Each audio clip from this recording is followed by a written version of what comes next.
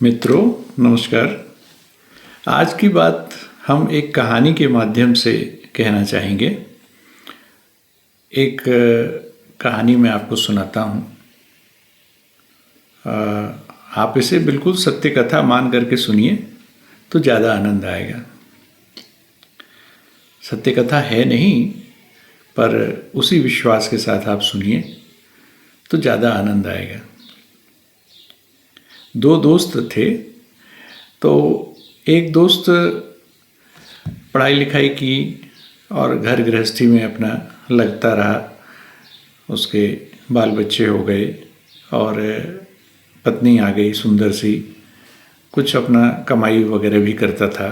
एक संपन्न व्यक्ति के रूप में रहता था। उसका जो दूसरा दोस्त था वो पढ़ाई के दौरान ही कुछ विरक्त प्रकृति का था, तो वो हिमालय की तरफ चला गया और उत्तरांचल में इधर उधर तमाम सिद्ध लोगों के पास, साधुओं संतों के पास भटकता रहा।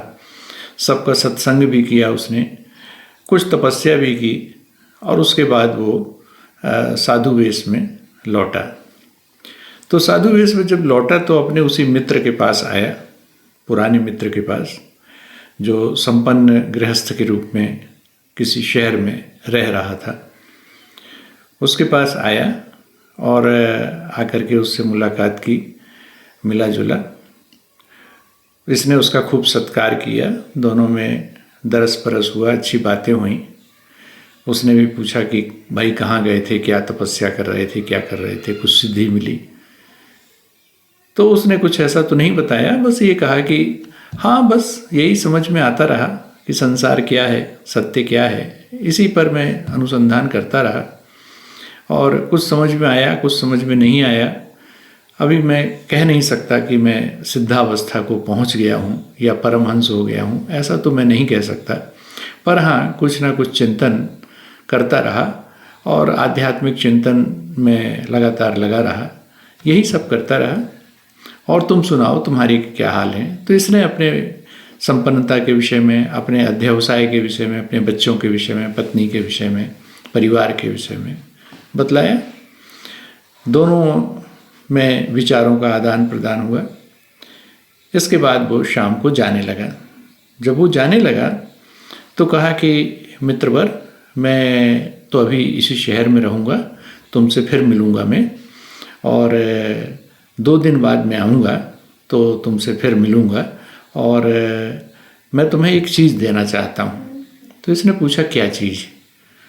तो उसने उसे एक पेन दिया, जेब से निकाल के एक पेन दिया। कहा ये पेन तुम रख लो और इसे तुम इस्तेमाल करना और 2 दिन बाद मैं आऊँगा तो इसे तुमसे लेता जाऊँगा। तो उसने कहा कि 2 दिन बाद आओगे, लेते जाओगे, इसमें ऐसा क्या है, 2 दिन में मैं क्या कर लूँगा? उसने कहा नहीं, यह चमत्कारी पेन है, यह कलम चमत्कारी है।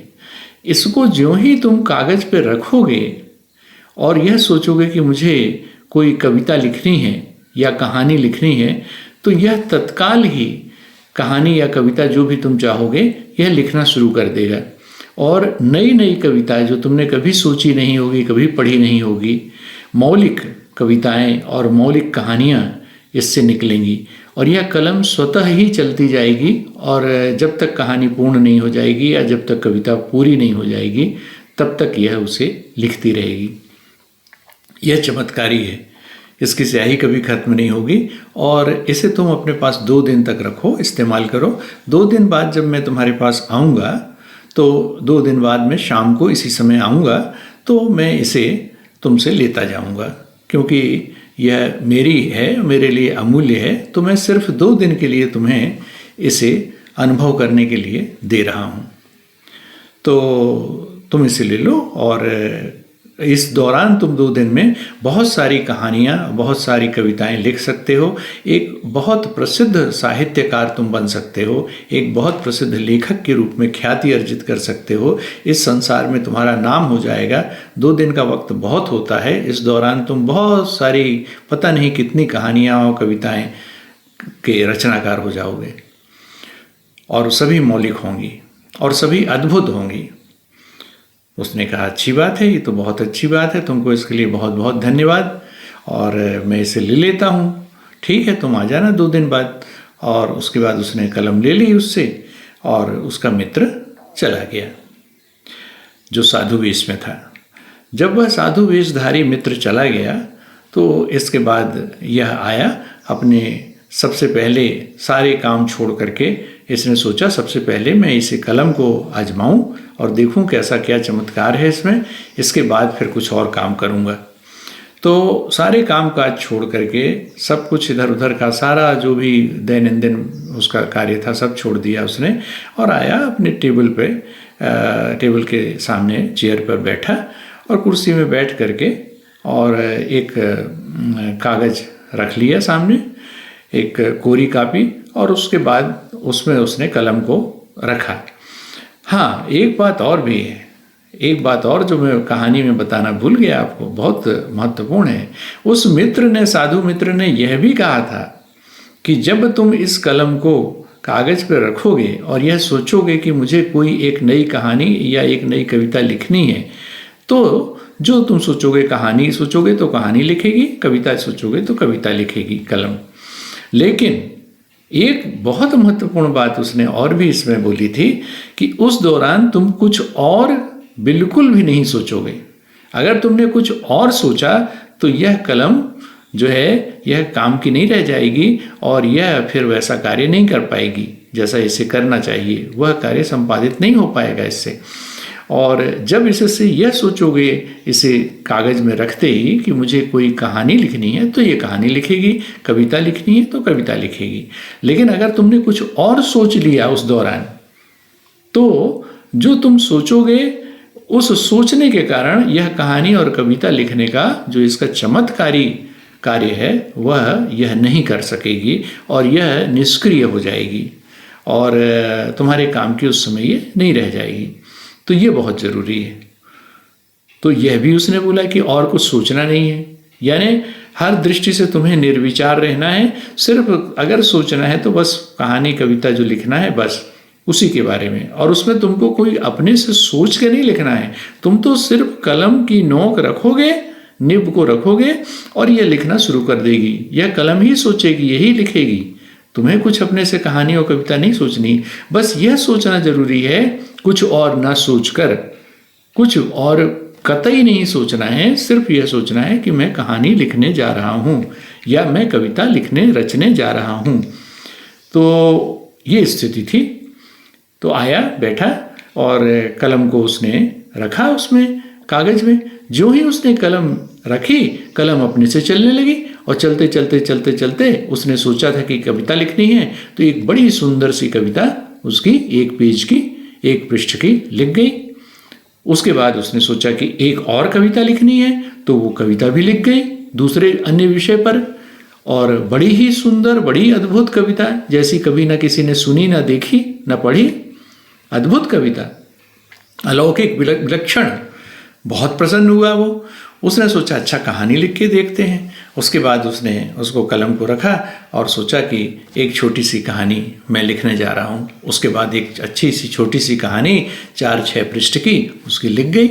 बहुत अच्छी कहानी, अद्भुत और बड़ी रहस्यपूर्ण, बहुत अच्छी कहानी थी, बड़ी मनोरंजक, सब कुछ था उसमें, तमाम रस थे उसमें।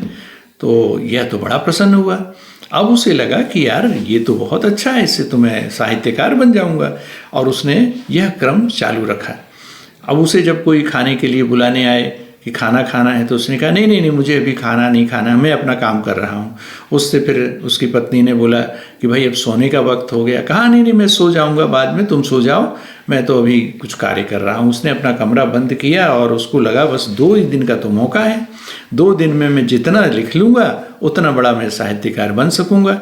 हो सकता मैं महाकाव्य ही लिख लूँ, हो सकता मैं ऐसा कोई उपन्यास जैसा लिख डालूँ, इतनी बड़ी कहानी लिख डालूँ कि उपन्यास बन जाए एकदम अलौकिक, और मुझे उससे विश्व स्तर का कोई पुरस्कार मिल जाए, मैं बहुत बड़ा साहित्यकार बन सकता हूँ।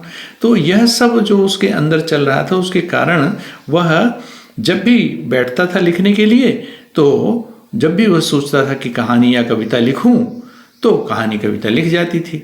अगर वह यह सोचता रहता था कि मैं बहुत बड़ा साहित्यकार बन जाऊं, या मुझे यही पुरस्कार मिलेगा, या मंच पर मेरा सम्मान होगा, और यह सोचते हुए जब वह कलम को रखता था कागज पर, तो ना कहानी लिखती थी ना कविता लिखती थी, क्योंकि वह कुछ और सोच रहा है।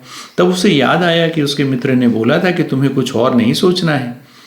तो उसने फिर अपने मन को रोका और सोचा कि 2 ही दिन की तो बात है, मैं कुछ और बिल्कुल नहीं सोचूंगा, मैं सिर्फ कहानी और कविता लिखूंगा। और अपने मन को रोकते हुए, तमाम विषयों पर ना सोचते हुए, सिर्फ इसी बात पर सोचता रहा, कहानी कविता, कहानी कविता, कहानी कविता। तो उसकी जो है हजारों कविताएं बन गई। रात भर वह सोया नहीं। अब उसे लगा कि ये इसने बोला था 2 दिन में मित्र आ जाएगा इसी वक्त, तो कल का दिन है, परसों तो ये आ जाएगा, तो 2 दिन में ऐसा करता हूँ, मैं नहीं सोता, मैं लिखता रहता हूँ। तो बीच बीच में वह यह करता रहा, लिखता रहा। ना उसने नहाया, ना धोया, ना उसने कहीं कुछ किया, ना दैनंदिन कार्य किए, कुछ नहीं, लगातार बस कहानी कविता। लोगों ने सोचा, उसकी पत्नी ने, बच्चों ने, कि पापा हमारे या पति हमारा यह तो पागल हो गया है, यह तो कहीं पता नहीं किस काम में लगा हुआ है। किसी ने उसको डिस्टर्ब नहीं किया, लेकिन इसने अपना कमरा बंद कर लिया और बस लगातार यही करता रहा। और कागज़ के पुलिंदे मंगा लिए इसने, खूब सारा कागज़ मंगा लिया, और तो कई रिम कागज़ उसके जो हैं लिख गए। और सचमुच उसके पास तो अद्भुत संग्रह हो गया कहानी का और कविता का। अब उसे लगा कि अब ये तो भाई साहित्यकार बनने की स्थिति मेरी चल रही है। पर उसे लगा कि इतने से काम नहीं चलेगा, मैं थोड़ा और करूं, क्योंकि 2 दिन बहुत कम होते हैं, इतने में मैं नहीं बन पाऊंगा। मुझे कम से कम ऐसा तो होना चाहिए कि दर्जन भर उपन्यास तो हो जाए, कम से कम इतना तो हो जाए कि 1000 कहानियाँ हो जाएं, 1000, 2000, 3000 कविताएं हो जाएं, तब तो मैं इतना बड़ा साहित्यकार बनूंगा। वरना कहाँ से प्रसिद्धि प्राप्त कर पाऊंगा, कहाँ से पुरस्कार प्राप्त कर पाऊंगा।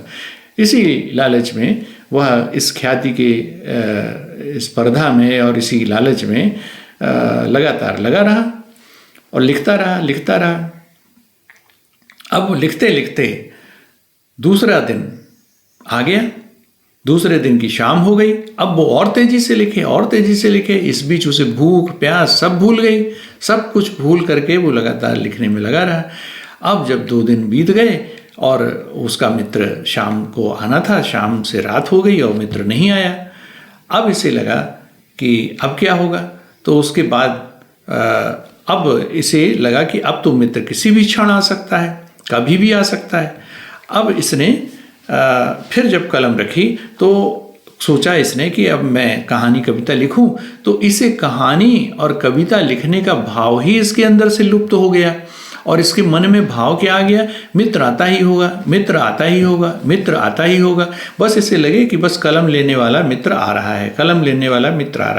अब वह ना कहानी के बारे में सोच पाए, ना कविता के बारे में सोच पाए। अब कहानी और कविता लिखना उसका हो गया बंद।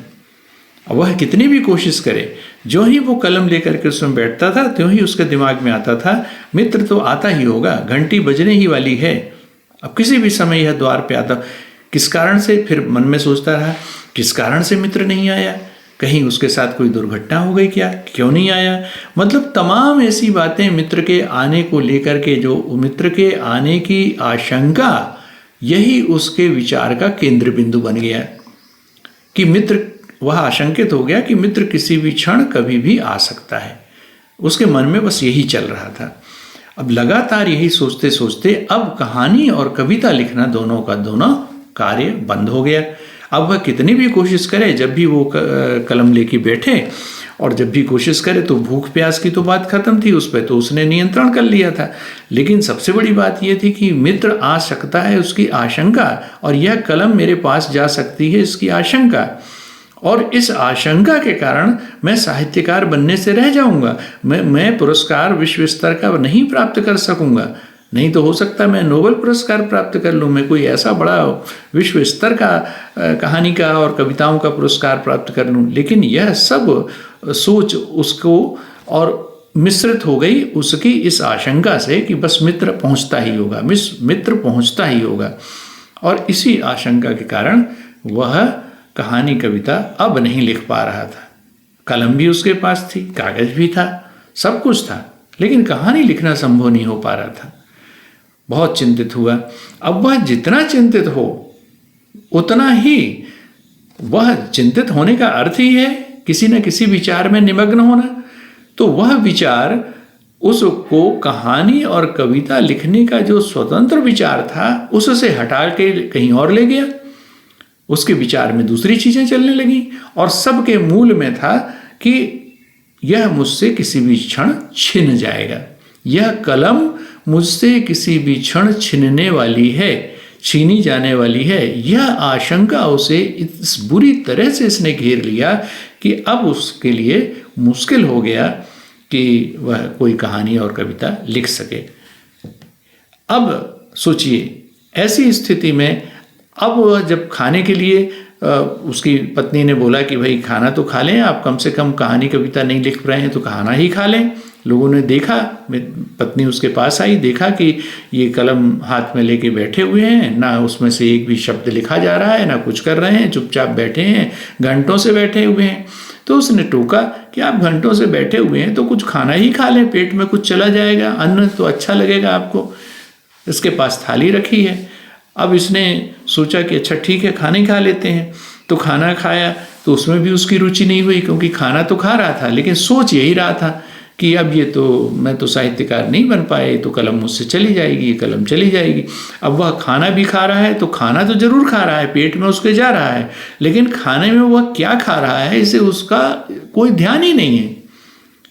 यानी बेध्यानी में, बिना ध्यान के, बिना अवेयरनेस के वह खाना खा रहा है, बिना अवेयरनेस के सारे कार्य कर रहा है। अब उसे नींद भी नहीं आ रही, अनिद्रा हो गई, एंग्जाइटी में चला गया, एकदम से व्यग्र हो गया, अत्यंत व्यग्र हो गया। अब वह एंग्जाइटी में भी चला गया और थोड़ा सा अंदर से डिप्रेस भी था।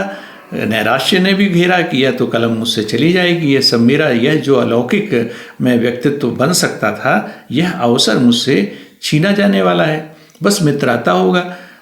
रात बीत गई, मित्र नहीं आया। अब तीसरा दिन था, तीसरे दिन वह और ज़्यादा आशंकित हुआ कि आज तो आ ही जाएगा, कल नहीं आया कोई बात नहीं, आज तो आना ही है, बोल गया है और बात का पक्का है, वचन का पक्का है, तो वो निश्चित आएगा। किसी कारण से रुक गया होगा, बस आता है, ये कलम मुझसे चली जाएगी। तीसरे दिन भी यही स्थिति रही। अब तीसरे दिन, चौथे दिन, पांचवें दिन धीरे धीरे क्या हुआ कि उससे कहानी और कविता लिखने का जो उसका यह कौशल, उसे जो चमत्कारिक कौशल उसे मिला था, वह तो उससे चला गया उसके हाथ से। क्योंकि जब भी वह बैठता, वह इसी आशंका से ग्रस्त हो जाता कि यह मुझसे छीनी जाने वाली है, यह प्रतिभा या यह कलम या यह जो अलौकिक क्षमता मुझे मिली है, यह मुझसे किसी भी क्षण छीन ली जाएगी, मित्र आता ही होगा। तो यह आशंका उसे इस बुरी तरह से, इस आशंका से वह घिर गया कि अब वह कहानी और कविता मौलिक रूप से जो लिखने की क्षमता थी उसे वह खो बैठा। और उसका जो दैनंदिन व्यवहार था, जो दैनंदिन उपभोग करता था, वह खाना पीना नहाना और भी जो अपने सारे कार्य करता था, जो व्यवसाय करता था जिसमें वह जुड़ा था, उन सब में भी वह उदासीन हो गया। न वह कहानी लिख पा रहा, न कविता लिख पा रहा, और न ही अपना अध्यवसाय जो जिसमें वह था, घर का काम वह कर पा रहा, न वस्तुओं का उपभोग कर पा रहा। तो वह अपने कर्म पथ से, अपने भोग से, सभी से ऐसा उदासीन सा हो गया और घोर निराशा ने, घोर उद्विग्नता ने उसे घेर लिया। बहुत एंग्जाइटी ने, दुश्चिंता से घिर गया और नैराश्य ने घेर लिया उसे। तो नैराश्य और दुश्चिंता से वह धीरे धीरे धीरे धीरे धीरे अस्वस्थ हो गया, मानसिक रूप से अस्वस्थ हुआ। इसके बाद वह मानसिक अस्वस्थ होना परिलक्षित होने लगा उसके देह में, देह से भी वह, शरीर से भी वह अस्वस्थ हो गया। तो मनोदैहिक रूप से वह बीमार हो गया और बीमार होते धीरे धीरे घुलने लगा। इस तरह से उसके दिन बीतने लगे। करीब 1 महीने बाद वह मित्र एकाएक उसके पास आया। जो ही मित्र को देखा तो इसे मित्र को देखने की प्रसन्नता जो होनी चाहिए, जो पहले हुई थी, वह होने की अपेक्षा उसे और ज़्यादा भय लगा कि अरे अब तो निश्चित तौर पर मुझसे यह कलम चली जाएगी और यह जो प्रतिभा मुझे लग रहा था कि कभी मैं लिख पाऊंगा, यह तो मेरे हाथ से चली जाएगी, सब कुछ चला जाएगा, मेरा सब कुछ मुझसे छिन जाएगा। यह एकदम से भयभीत हो गया मित्र को देख के। मित्र आया, इसके पास बैठा, उससे हालचाल लिया, बोलो मित्र कैसे हो। इसने बताया कि ऐसी ऐसी स्थिति है, 2 दिन तक तो मैंने काफ़ी लिखा, देखो इतनी सारी कहानियाँ कविता लिख डाली, इसके बाद मैं नहीं लिख पाया। तुमने जैसा बोला था कि जब तुम कुछ और नहीं सोचोगे तभी लिख पाओगे, तो मैं तो कुछ और ही सोचने लगा और सबसे बड़ा जो विचार जो मुझे घेर लिया था, सबसे ज़्यादा जिसने मुझे परेशान किया, वह यह दुश्चिंता थी कि तुम किसी भी समय आओगे और यह कलम मुझसे ले जाओगे, क्योंकि 2 दिन बीत चुके थे। तो इस दुश्चिंता ने, इससे मैं काफ़ी निराश हुआ और काफ़ी दुश्चिंता ने घेरा मुझे, तो मैं बहुत परेशान था। और इस परेशानी के कारण मैं ना कुछ लिख पाया उसके बाद, और ना ही मैं जीवन में अच्छे से, जैसा मैं जी रहा था तुम्हारे आने के पहले, ना मैं उस सुखपूर्वक अपने जीवन को व्यतीत कर पा रहा हूँ। तो ना मैं उस जीवन का रहा और ना इस जीवन का रहा जो तुमने मुझे 2 दिन का दिया था। तो ना मुझे यह मिला ना वह मिला, दोनों मेरे हाथ से लगता है चले गए और मैं घनघोर रूप से बीमार हो गया हूँ। तो मेरे लिए कुछ करो, मेरी कुछ सहायता करो, ताकि मैं इससे अपने को इस स्थिति से, इसका निवारण हो सके, किसी प्रकार में इससे मुक्त हो सकूं। क्या स्थिति हो गई मेरी, बड़ी दयनीय स्थिति हो गई। तब मित्र ने उसके पीठ पर हाथ रखा और उसे आश्वासन दिया कि कोई बात नहीं, और वह कलम जो है वह तुम रखो या ना रखो, तुम चाहो तो मुझे दे सकते हो। तो इसने बोला कि ठीक है तुम ले जाओ, कोई बात नहीं, कलम ले जाओ तुम। तो इसने कलम उसे दे दी। मित्र ने उस कलम को रख लिया और फिर उससे पूछा, पहले वाले मित्र ने, कि यह बताओ, यह जो चमत्कार है, यह चमत्कारी जो कलम है तुम्हारे पास, तो तुमने खुद इसका उपयोग क्यों नहीं किया? तो उस साधु मित्र ने बोला कि देखो ऐसा है, इसका उपयोग मैं कर सकता था पर मैंने नहीं किया। तुमने देखा कि कोई भी क्षमता जो आपकी होती है, वह क्षमता आपकी जो मनोदैहिक स्थिति होती है उस पर निर्भर करती है। जब तुम कोई विचार नहीं करते होते और यह विचार करते हो कि मुझे कहानी लिखनी है या कविता लिखनी है, तो वह तुमसे लिख जाती है। इसमें इस कलम का कोई चमत्कार नहीं है। यह चमत्कार तुम्हारे वैचारिक रूप से केंद्रित होने का है कि तुम अपने विचारों को जब कहानी या कविता में ही केंद्रित कर लेते थे, अन्य सभी प्रसंगों से निर्विचार होकर के, अन्य सभी की अपेक्षा सबसे हट करके, तो तुम कहानी और कविता लिख लेते थे। जब तुम ऐसा नहीं कर सके, तुम अन्य विचारों से घिर गए या कलम की छूट जाने की, छिन जाने की आशंका से घिर गए, तो यह प्रतिभा तुमसे छिन गई। तो यह तुम्हारी प्रतिभा है, इसमें कलम का कोई चमत्कार नहीं है। तुम इसे अपने पास रखो या मुझे दे दो, कोई फर्क नहीं पड़ता।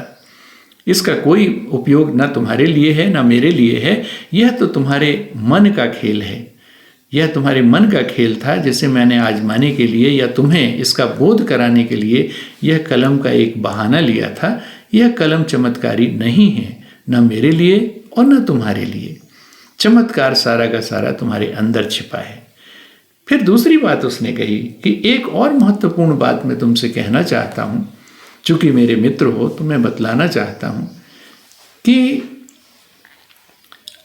यह जो मौत की आशंका होती है हमें कि हमारी मृत्यु हो जाएगी, किसी भी क्षण हमारी मृत्यु हो जाएगी, तो उस मृत्यु की आशंका से, ठीक है, उस मृत्यु को सामने रख करके हम मोह माया से मुक्ति पा सकते हैं, विभिन्न प्रकार के जो मनोविकार हैं उनसे मुक्ति पा सकते हैं।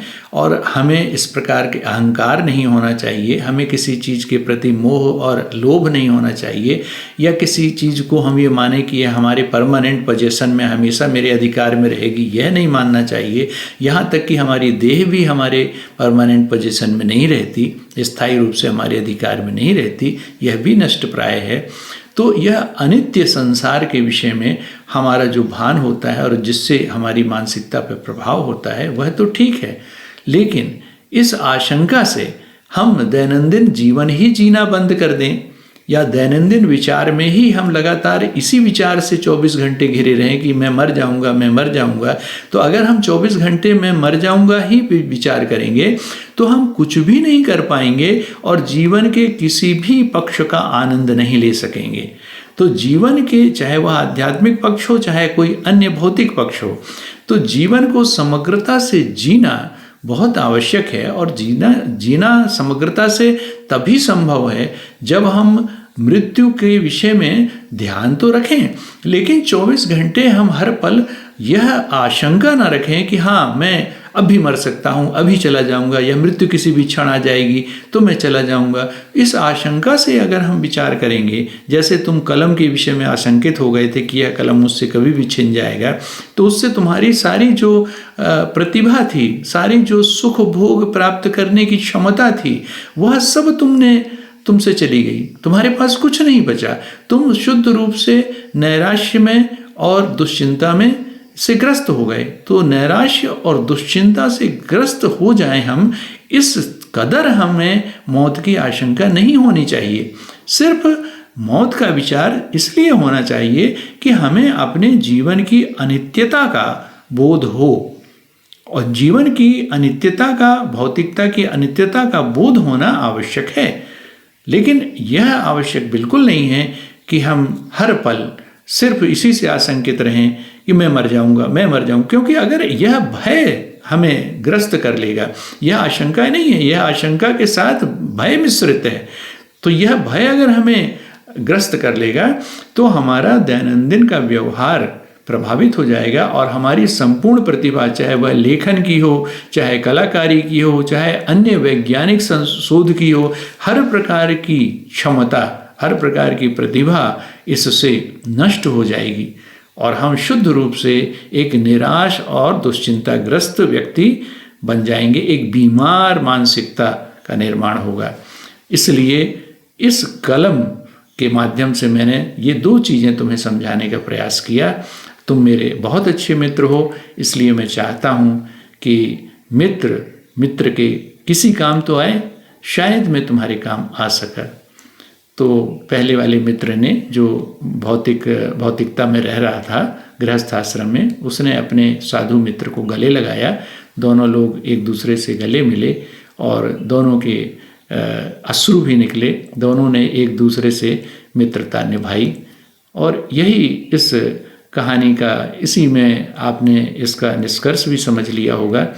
और मेरे ख्याल से अब कुछ इसमें बताने लायक नहीं रह गया कि मैं आपसे इसके निष्कर्ष रूप में कोई ऐसी चीज़ बतलाऊं कि इससे क्या निहितार्थ निकलता है। यह निहितार्थ इसमें स्पष्ट है। आज के लिए बस इतनी ही बातें, और फिर हम किसी अन्य कथानक के साथ अगली बार मिलेंगे। धन्यवाद।